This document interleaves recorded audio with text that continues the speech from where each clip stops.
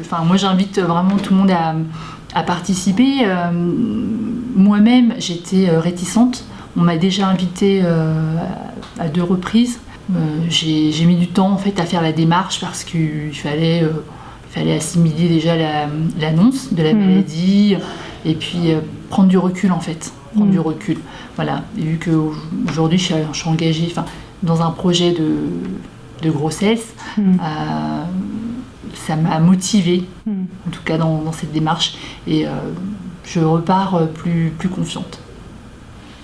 Je recommanderais volontiers à d'autres patients, surtout des patients qui commencent à appréhender la maladie, qui viennent peut-être d'avoir cette annonce et qui auraient besoin d'explications supplémentaires et de soutien d'une communauté de gens qui vivent déjà avec ça et qui l'ont déjà surmonté.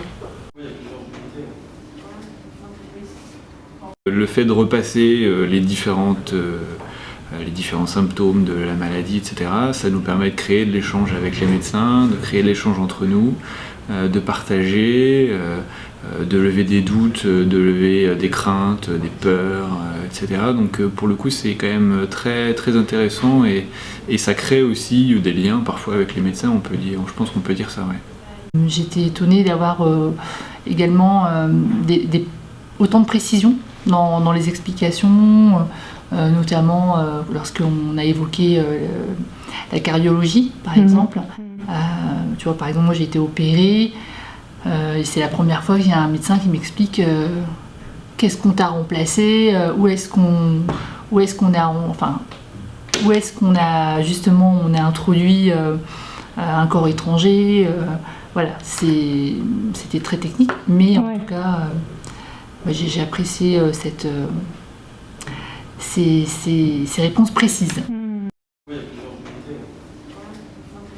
Les 2 phases, on va dire, de l'atelier, on a eu une matinée avec pas mal d'interventions sur la maladie, sa manifestation, etc. Et puis l'après-midi, c'était beaucoup plus de l'échange, de la discussion. On a aussi un échange avec d'autres patients, donc c'est un moment de partage avec eux. Et ça, pour le coup, c'est aussi intéressant de partager les expériences. Parce qu'on n'a pas tous le même vécu, on n'a pas tous la même expérience aussi. Et également le fait qu'il y ait des conjoints, parce qu'on a pu avoir leur ressenti. Non, c'est mon ami effectivement qui est atteint par la maladie. On a découvert qu'il était atteint il y a à peu près 2 ans. Cette année s'est très bien passée. J'ai appris beaucoup de choses sur Marfan et beaucoup de choses aussi sur d'autres expériences que les personnes atteintes du syndrome ont vécues.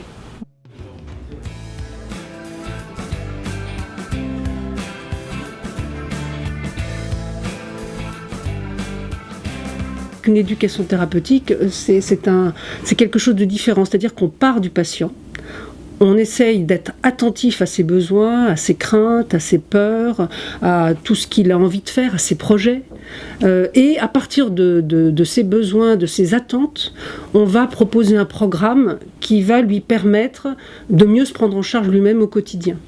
Dans cette journée d'éducation thérapeutique, il y a une partie d'information qui est donnée aux patients le matin, et une autre partie plus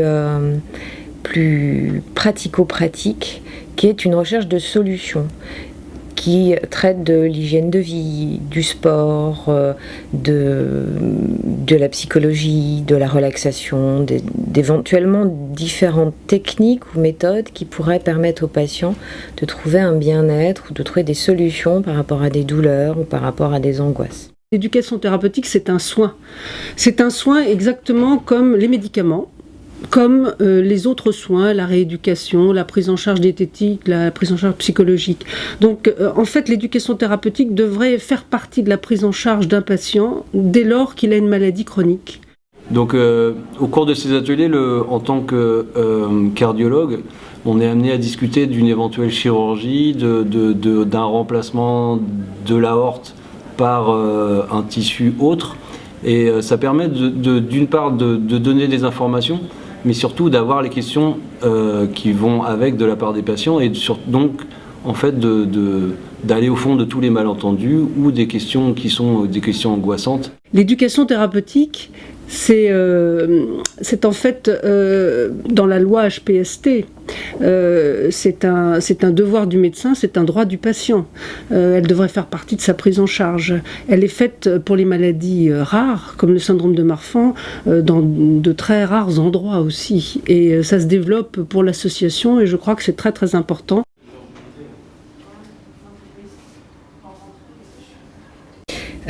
Donc on reçoit des patients qu'on a vus en consultation Marfan et qui viennent accompagnés d'amis, de conjoints ou d'un membre de leur famille. On essaye de constituer des petits groupes de personnes, pas plus de 8. Comme on est en petit nombre et que avant tout notre langage et nos propositions de topo au cours de ces moments sont faits pour être une base de discussion.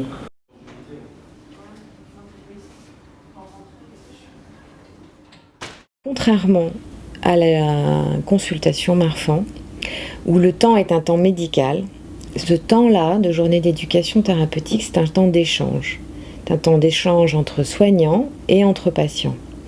Les patients échangent et témoignent de leur expérience de vie, et les soignants échangent sur leurs connaissances, leur savoir, et donnent de l'information au patient qui, lui, est en attente éventuellement de ces informations ou de réponses à des questions qu'il se pose par rapport à là où il en est dans la gestion de sa maladie, dans son quotidien, dans ses douleurs, dans ses inquiétudes. L'autre avantage des ateliers thérapeutiques, c'est que c'est un jour où les patients ne viennent pas pour une consultation personnelle. Donc on est dans un rapport qui est moins axé sur la santé du patient lui-même, mais dans un contexte de groupe où il y a des patients, mais aussi leurs conjoints, qui ont aussi des questions à poser. C'est un autre temps, un temps où tout le monde a le temps de s'écouter, le temps de parler, le temps de poser des questions, le temps d'y répondre.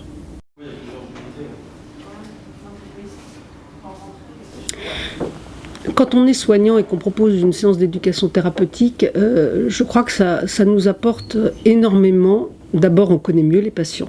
Ça, c'est la première des choses. Donc on a un rapport qui est totalement modifié, qui est différent. Et surtout, c'est un moment où on a pu discuter d'un langage commun, où chacun du côté des patients et du côté des soignants, on s'aperçoit qu'on emploie des mots qui sont des mots qui pour nous sont très clairs en tant que médecins scientifiques, et qui en fait sont des mots qui sont avant tout source de confusion, potentiellement d'angoisse pour les patients, alors que justement le but de la communication entre les soignants et les patients est d'arriver à trouver un langage pour amener à un chemin thérapeutique et un chemin de confiance. C'est toujours intéressant de savoir ce que pensent les patients, comment les patients vivent leur maladie. Donc ça, c'est intéressant pour moi et pour les autres patients.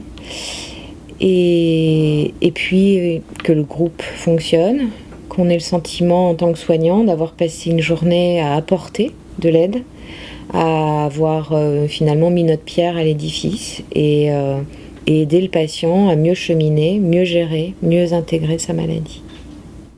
Et avec tout ça, on espère qu'il va au quotidien changer sa façon d'être, changer sa façon de vivre avec la maladie et mieux se soigner.